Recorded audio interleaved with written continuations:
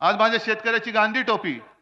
रोज टोप्या बदलणारा माणूस हा देशाचा पंतप्रधान पाहिजे तुम्हाला? आणि प्रफुल्ल पटेलना सांगतोय की पटेल,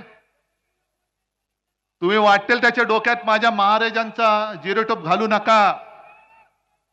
जरी तुम्ही प्रफुल्ल पटेल असलात तरी महाराष्ट्र तुम्हाला आपटेल.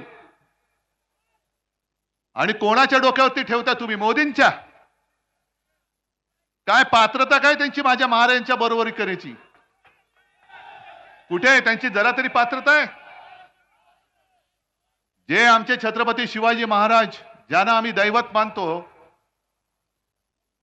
त्यांचं राज्य कसं चालत होतं?